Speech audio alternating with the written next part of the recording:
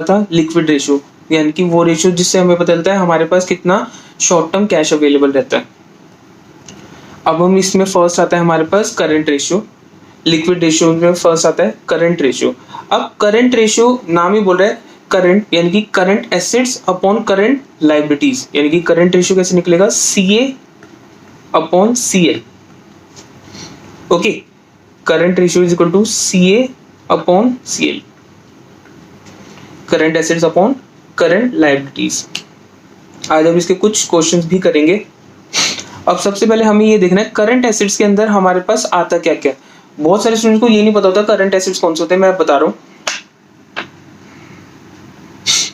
Current assets वो assets होते हैं जिनको हम एक साल के अंदर अंदर कैश में कन्वर्ट कर सकते हैं।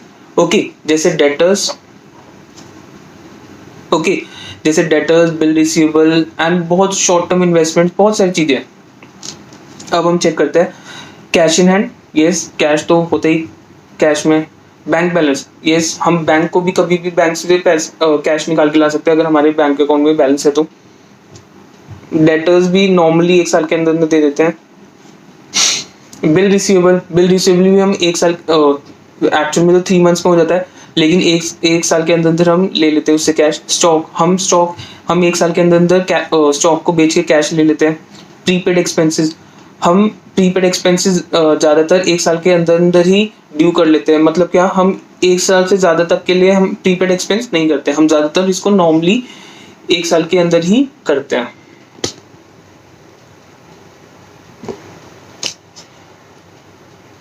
नेक्स्ट है एक्रूड इनकम, यस हमें पता है वो इनकम जो कि हमने अर्न कर लिया बट रिसीव नहीं हुई है, तो वो भी हमें एक साल के अंदर अंदर ही रिसीव हो जाती है। नेक्स्ट शॉर्ट टर्म इन्वेस्टमेंट, वो इन्वेस्टमेंट जो कि हमने शॉर्ट टर्म के लिए करी है, जिसको हम जल्दी से ही कैश करा सकते हैं एक साल के अंदर अंदर, जिसको हम मार्केटेबल सिक्योरिटीज भी बोलते हैं। यानी कि करंट एसेट्स अपने को क्लियर है, वो सारे जो लेस देन 1 ईयर में कैश में कन्वर्ट हो देंगे। सेम करंट लाइबिलिटीज क्या होगी, वो सारी लाइबिलिटी जो कि एक साल के अंदर अंदर पे करनी है। जैसे क्रेडिटर्स, हमें क्रेडिटर्स को पैसे देने पड़ेंगे एक साल के अंदर अंदर। Bills payable, outstanding expenses, provision for tax, हम प्रोविजंस बनाते हैं, हम प्रॉफिट्स में से कुछ हिस्सा बचा देते हैं कि हमें टैक्स पे करना है। ओके, हम ज़्यादातर नॉर्मली एक साल के लिए ही वो सेव करते हैं। Advance cheques, bank overdraft, short term loans, okay, and income receive in advance, ये भी हमारे लिए क्या होती है, लायबिलिटीज, जब तक वो ड्यू नहीं होती। अब हमारे पास फर्स्ट क्वेश्चन आ रहा है, calculate the current ratio from the following information. अब हमें ये बैलेंस शीट नहीं गिवन, हमें इसके अंदर सारा कुछ मिक्स करके दिया हुआ है। अब अपने को सबसे पहले तो ये चेक करना है कि एसेट्स कौन से है एंड लायबिलिटीज कौन सी है। ओके, स्टॉक, हमें पता है स्टॉक कौन सा होता है, एसेट, तो मैंने ए लिख दिया। Debtor asset, bill receivable asset, advance tax, क्या एडवांस टैक्स एसेट होगा, यस सर हमने एडवांस में दिया हुआ है, तो ये प्रीपेड एक्सपेंस हो गया एक तरीके का, एडवांस टैक्स एसेट हो गया। कैश तो होते ही एसेट है। Okay, and creditor liabilities, bills payable liabilities, bank overdraft liabilities. Clear है ये चीज। तो अब हम करते हैं, अब हमने सारे एसेट्स लिख लिए, तो अब हम उसको टोटल कर देंगे। सबसे पहले मैंने स्टॉक लिखा, देन फिर मैंने डेटर्स लिखा, देन फिर मैंने बिल रिसीवेबल लिखा करंट एसेट्स में, देन फिर मैंने एडवांस टैक्स लिखा, एंड देन फिर मैंने क्या करा, कैश लिखा। यार आप लोग ना एडवांस टैक्स में कंफ्यूज मत हो जाना, provision for tax and advance tax दोनों में डिफरेंस होता है। प्रोविजन क्या होता है, हमने अपने पास ही बचा के रखा हुआ है कि हम दे देंगे, एंड एडवांस टैक्स क्या होता है, हमने बोला भाई ले जा, ओके हमने पहले ही दे दिया। अब करंट लायबिलिटीज में मैंने क्या करा, मैंने क्रेडिटर्स को लिख दिया, मैंने बिल्स पेएबल को लिख दिया एंड बैंक ओवरड्राफ्ट को लिख दिया। अब हमने इसका टोटल कर लिया, 104 तो आ गया हमारी करंट लायबिलिटीज एंड 134 हम आ गए हमारे करंट एसेट्स। अब अपने को पता है हमें क्या करना है, हमें करना है CA अपॉन CL, यानी कि 1,34,000 डिवाइडेड बाय 104 0.000। सो जब हम इसको कट करेंगे हमारे रेशियो आएगा 1.29/1। ओके, आई थिंक सो ये आप लोगों को क्लियर हो रहा होगा। वैसे आइडल करंट रेशियो जो होता है बिजनेस का, मतलब एक बिजनेस तभी अच्छा माना जाएगा जब उसका करंट रेशियो होगा 2/1। मतलब क्या, करंट लायबिलिटीज होनी चाहिए 1 और करंट एसेट्स होने चाहिए एटलीस्ट 2। मतलब डबल तो होने चाहिए हमारे पास एसेट्स, कर्जा कम होना चाहिए और एसेट्स ज्यादा होने चाहिए। कितना, 2/1 के रेशियो में। यानी कि ये वाला बिजनेस इतना बेटर नहीं है। अगर इसके ऊपर थोड़ा सा भी कर्जा बढ़ता है तो इनको अपने करंट एसेट्स जल्दी से कैश में कन्वर्ट कराने पड़ेगी।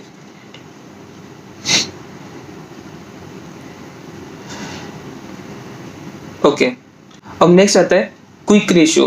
क्विक रेशियो, अब क्विक रेशियो भी किसका पार्ट है, लिक्विडिटी का पार्ट है। लेकिन इसमें डिफरेंस क्या है, करंट रेशियो में तो अपने को पता है current assets upon current liabilities. अब क्विक रेशियो में क्या होता है, वो एसेट्स जो कि 3 महीने के अंदर अंदर कैश में कन्वर्ट हो जाते हैं। मतलब क्या, करंट एसेट तो कौन से एसेट थे, वो जो 1 साल के अंदर अंदर कैश में कन्वर्ट होते थे। एंड क्विक एसेट कौन से होते हैं, वो जो 3 महीने के अंदर अंदर कैश में कन्वर्ट होते हैं। ओके, यानी कि अगर हम समझे तो अगर करंट एसेट 1 साल वाला ये है तो उसका एक छोटा सा पार्ट क्या होगा, क्विक एसेट। यानी कि करंट एसेट्स में से ही क्या निकला हुआ है, क्विक एसेट्स। ओके, तो क्विक रेशियो का हमारे पास फॉर्मूला क्या है, क्विक एसेट्स अपॉन में करंट लायबिलिटीज। ओके, अब सबसे पहले अब अपने को समझना है कि कौन से एसेट्स को लेस करेंगे उसके बाद हमारे पास क्विक एसेट्स बनेगा।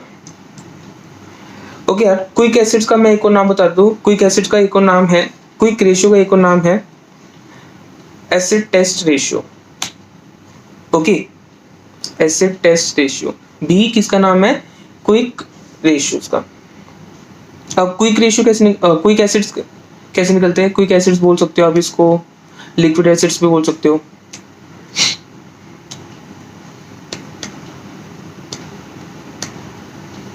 करंट एसिड्स में से हमें लेस करना है स्टॉक एंड प्रीपेड एक्सपेंसेस। जब हम इन दोनों चीज को लेस कर देंगे हमारे पास क्या आ जाएगा, क्विक एसिड्स। एंड एक और चीज, स्टॉक को किसी किसी क्वेश्चन में इन्वेंट्री भी लिखते हैं।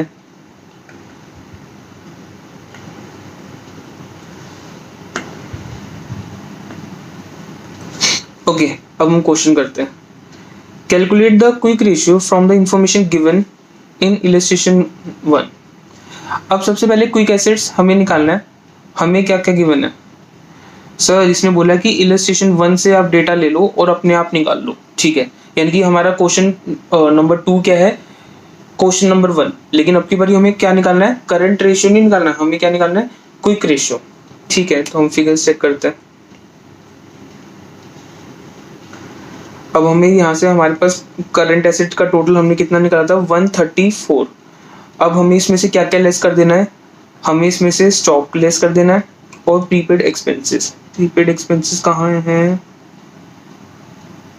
ये रहा, एडवांस टैक्स। तो हम जब इन दोनों चीज को लेस कर देंगे हमारे पास क्या आ जाएगा, क्विक एसेट्स। तो हमने 134 में से 50,000 भी लेस कर दिए एंड हमने क्या करा, 4,000 भी लेस कर दिए।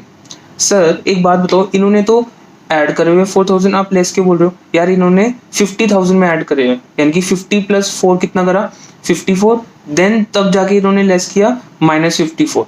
मतलब क्या, मैं आपको दिखाता हूँ, 100 - 2 - 3 यानी कि कितना होगा, 95। सेम 100 - 2 + 3 यानी कि 2 + 3 कितना हो जाएगा, 5। तो 100 - 5 कितना होगा, ये भी कितना होगा, 95। बात एक ही है। तो हमारे पास क्विक एसेट्स कितने आ गए, 80,000। और करंट लायबिलिटीज तो हमने निकाली थी, कितनी थी, 1,04,000। सो इसका रेशियो क्या होगा, 80/1,04,000। ओके, नेक्स्ट है calculate liquid ratio. Liquid ratio हमें फाइंड करना है। सर इसने ये तो बताया नहीं कि कौन सा liquid ratio.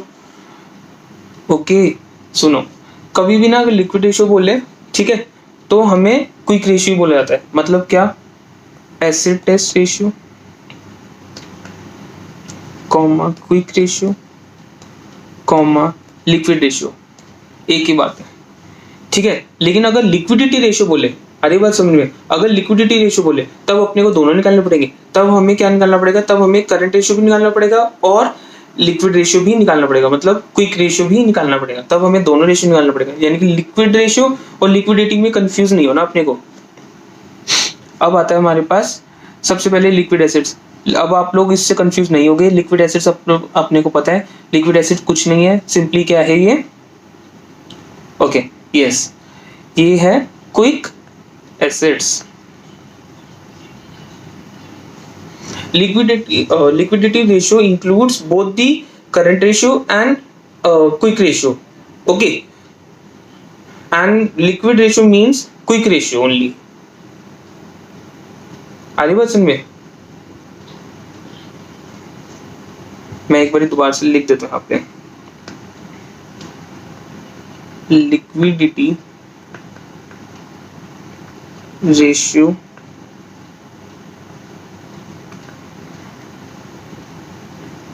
is equal to current ratio plus quick ratio, okay, and liquid ratio is equal to quick ratio। यानी कि अपने को ये छोटा सा ध्यान रखना है। वैसे इतना आता नहीं है ट्रिकी, ये 12th लेवल का नहीं है, जो मैंने अभी आपको बताया ये सीए में मैंने पढ़ा है। नेक्स्ट आता है, अब हमारे पास हम क्वेश्चन कर रहे हैं।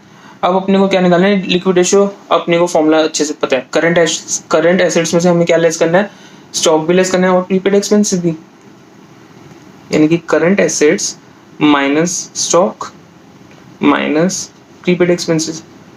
अब अपने पास करंट एसेट कितने, 80,000 के हमें यहाँ पे गिवन है। स्टॉक कितना है, 25,000 का, हमने लेस कर दिया। एंड प्रीपेड एक्सपेंसेस कितना है, 5,000 के, हमने लेस कर दिए। हमारे पास क्विक एसेट्स कितने के आ गए, 50,000 के।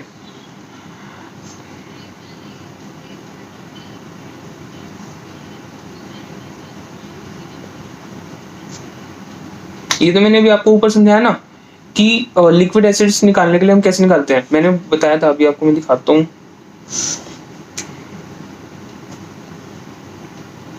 मैंने आपको यहाँ पे बताया था कि करंट एसिड कौन से एसिड है, वो एसिड जो 1 साल के अंदर अंदर कैश में कन्वर्ट हो जाते हैं, ओके। एंड लिक्विड एसिड कौन से होते हैं, वो एसिड जो 3 महीने के अंदर अंदर कैश में कन्वर्ट हो जाते हैं, ओके। यानी कि लिक्विड एसिड किसका पार्ट है, क्विक एसिड्स का। लिक्विड एसिड किसका पार्ट है, करंट एसिड का। अगर करंट एसिड 100 रुपीज के है, ये कैश में कन्वर्ट हो जाएंगे 1 साल के अंदर अंदर, तो इसमें छोटा सा पार्ट तो करंट क्विक एसिड्स का भी होगा ना, मतलब कि कुछ तो इसमें वो भी होगा क्विक एसिड्स। तो लेट से वो 30 हो गया। तो अगर हम इसको निकाल रहे हैं तो उसका फॉर्मूला क्या है, क्विक एसिड्स कैसे निकलेंगे, करंट एसिड में से CA minus current assets minus inventory मतलब स्टॉक माइनस प्रीपेड एक्सपेंसेस, ये फॉर्मूला है, ठीक है। क्योंकि ज्यादा, मैं इसका रीजन भी बता देता हूँ, क्योंकि ज्यादातर ना स्टॉक 1 साल के अंदर 3 महीने के अंदर अंदर नहीं बिकता, एंड उसका कैश फिर अगर बिक भी जाए ना तो उसका कैश ज्यादातर बिजनेस में 3 महीने के अंदर नहीं आता, इसलिए हम उसको निकाल देते हैं, ठीक है। एंड प्रीपेड एक्सपेंसेस हम ज्यादातर 3 महीने के बाद के लिए करते हैं, इसलिए वो भी करंट क्विक एसिड्स के अंदर नहीं आता, ओके। लिक्विड रेशियो अब कैसे निकलेगा अपने को पता है, liquid acids upon current liabilities हमने निकाल लिया, 50,000 अपॉन 50,000, ये कितना आ गया,